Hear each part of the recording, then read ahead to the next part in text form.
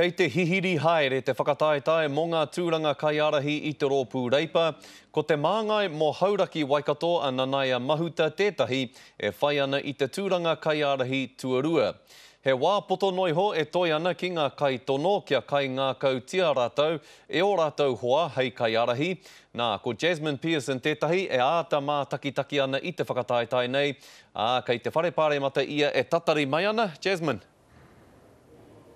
Ere mara kei te toi kia whakamohio tūturu atu ngā kaitono ki ngā mema o reipa, o tira ki ngā mema pāremata o reipa mā rātau te pōti whakamutunga, a ko wai te mea pai ake hei kawe ia reipa ki rā hou.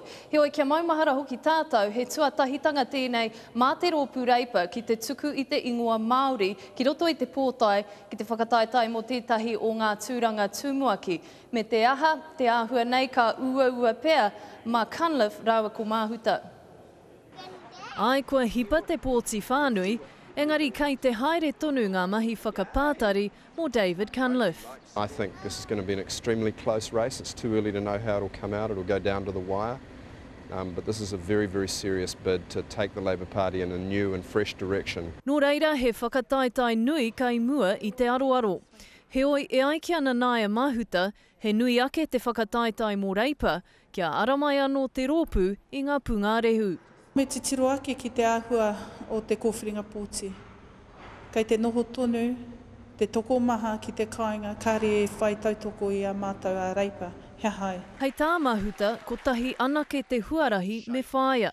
Kua tai ki te wā te ki te tētihi Māori, hei arahi, hei awhi i ngā mahi arahi i tā mātou pāti. Kei te whakai hoki tōna hoamahi kai tono. Nanaia has a pretty special place in Māoridom by virtue of her ancestry and history, and I don't think that that will be lost on people either.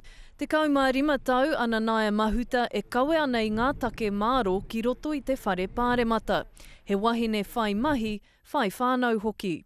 The real issues facing New Zealanders. O tira tērā te whakapai ka ua mana ki te whakapātari i te pōti whānui.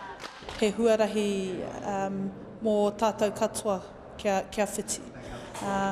Kia whakamohio ki ngai Māori, ngā āhuatanga o ngai Pākehā, ki ngai Pākehā, ngā āhuatanga ki ngai Māori. Me kaua e wehe tātou, ia tātou. Kia noho tahi tātou, mahi tahi tātou. She's got the goods to be a fantastic deputy leader of the Labour Party. A tērā wiki ka putai, mena e whakai ana te katoa. Nō reira, Jasmine, hea i ki ngā kō himu, kāore te katoa o ngā māngai Māori o reipa i te tautoko i a Nanaia. Tika tērā? Ai, he kō himu tērā e huri haere ana, heoi te āhua nei kāore i te tika, e ai ki tō mātou puna kia hau i te rānei, kei te whakai katoa, kei te tautoko katoa te uepu Māori a kia Nanaia. Kei a Cunliffe rawa ko Mahuta ngā nama kia toa ai? Well, me pēnei te kōrero, toru te kaumā whā ngā mema o te uepu o reipa, katoa o rātou ka pōti a tērā tūrei. Toko ono o era, he Māori, no reira e mohi ana ko toko ono ngā pōti ki tērā taha. Tuatu i tērā e ai ki ngā nama i a tātou e huri haere ana te pātai ki ngā mema o te uepu i te rānei.